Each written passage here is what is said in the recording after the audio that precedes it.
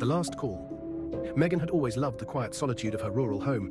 It was a cozy cabin, nestled deep in the woods, miles away from the nearest neighbor. With the fading light of autumn, she found herself spending more time inside, wrapped in a blanket with a good book. But one night, as the sun dipped below the horizon and the darkness crept in, she received a call that would shatter her peace. The phone rang just after midnight, piercing the silence of her cabin. Glancing at the screen, she saw an unknown number. With a mix of curiosity and apprehension, she answered, "Hello? Help me."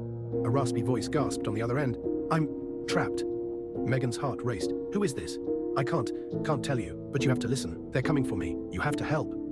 The voice trembled, filled with a panic that sent chills down her spine. "Where are you?" she demanded, trying to keep her voice steady. "I'm in the woods, just past the old creek.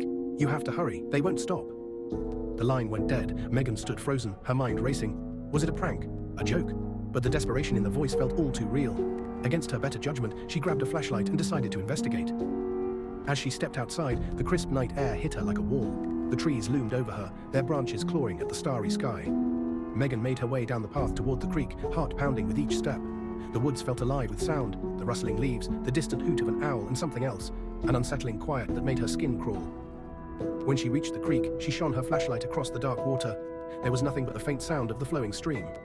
"Hello?" she called out, voice trembling. "Is anyone there?" Silence answered her.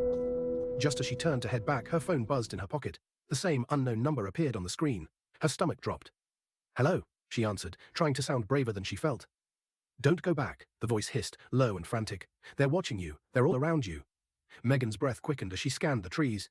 Shadows danced in her flashlight beam, twisting and turning as if alive. Who is watching me?" she demanded. "They look like you, but they're not. They wear your face, your voice. You have to get out now." Panic surged through her. "What do you mean? What are you talking about?" The line cut again. A rustling noise came from the bushes nearby. Megan's heart raced as she turned her flashlight toward the sound. For a fleeting moment, she saw a figure dart between the trees. It was tall, thin, and unnervingly familiar. It turned its head to look at her, and her blood ran cold as she recognized her own face staring back at her. Eyes hollow, mouth twisted into a grin that didn't belong to her. "Help me," it whispered, its voice echoing her own. Megan stumbled back, fear consuming her.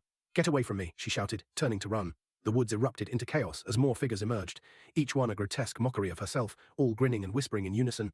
"Help us." She sprinted through the underbrush, the chilling laughter of her doppelgangers echoing behind her. Each step felt like they were gaining on her, the shadows closing in, taunting her with their twisted reflections. Desperation clawed at her throat as she reached the cabin, throwing open the door and slamming it shut behind her.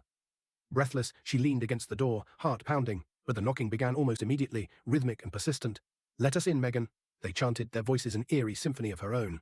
"No," she screamed, backing away from the door. She grabbed her phone, but there was no signal. No one was coming to help her. The knocking intensified, shaking the walls of the cabin. "We're cold. We're lost. Let us in." Megan felt tears streaming down her face as she stumbled toward her bedroom. She barricaded the door with a dresser, then sank to the floor, shaking. The whispers grew louder, a cacophony of voices begging for entry, the shadows stretching under the door like fingers reaching for her. Hours passed, or maybe it was just minutes. Time lost meaning in her panic. Just when she thought the knocking might stop, the house fell silent. The only sound was her ragged breathing. Then came a soft tapping at her bedroom window. "Help us, Megan." The voice was clear now, almost soothing. "We're so lonely." She turned slowly, dread pooling in her stomach. The figure was there again, her face twisted into a sickening smile, pressed against the glass. "Let us in." The window rattled and the shadows danced in the moonlight. Megan felt a strange compulsion to open it, to let her doppelganger in. "Help us," it pleaded again. Just as her hand reached for the latch, a sudden crash echoed from the living room, shattering the stillness. A different figure burst through the door, stumbling into the room, its eyes wide with terror. "Megan, we need to—" It was the voice from the phone, the real voice. But before she could respond, the shadows surged, dragging the intruder back into the darkness, their cries of despair mingling with the laughter of her twisted reflections. "No, stop," Megan screamed, scrambling back, heart racing. The figures pressed closer to the window, their grins widening, teeth sharp and glistening. "Join us, Megan. Let us in." The last thing she saw before the darkness engulfed her was her own face, smiling in the moonlight before everything faded to black. Weeks later, a neighbor passing by the cabin noticed the light flickering inside. When they knocked, there was no answer. Concerned, they peeked through the window and saw the silhouette of a woman standing inside, staring blankly at them, a twisted smile plastered on her face. Teak.